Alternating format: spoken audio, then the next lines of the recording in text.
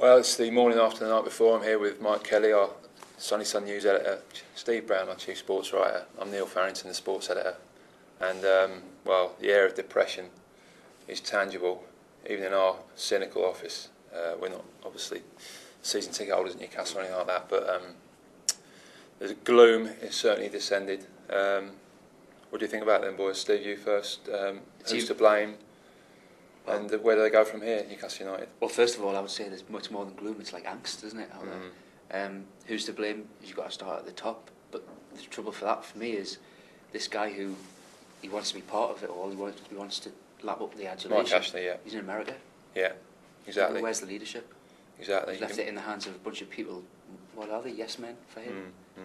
Yeah, I mean the whole thing's been a front. The whole shirt wearing, you know, escapades, the drinking a pint down in one. It's all been a front.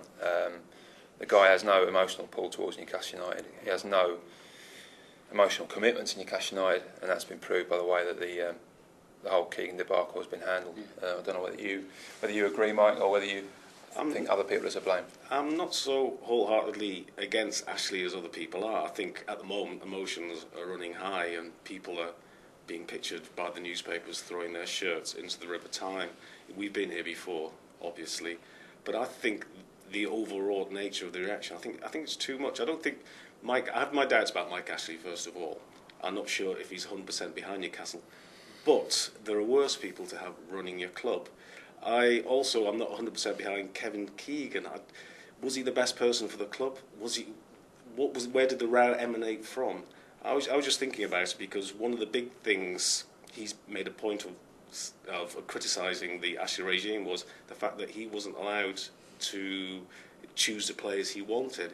Yeah, I seem to recall that for the 2 years before he joined Newcastle as manager again, he claimed not to have seen a live game of football. So how on earth could he actually?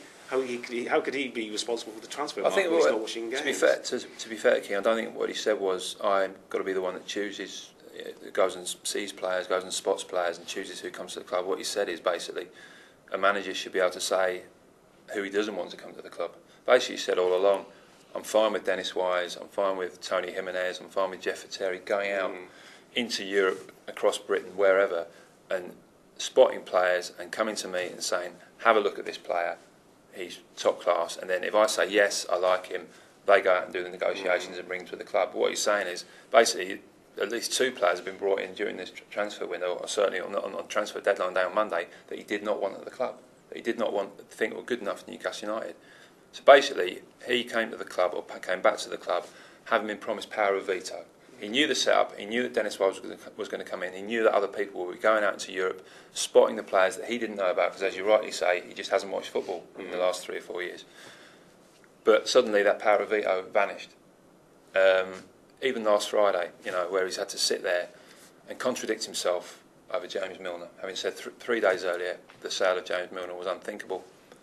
On Friday, he's basically countenancing the sale of James Milner on the basis it was a good deal for the club. The money was too good to turn down, but also on the basis that fans should wait until Monday night.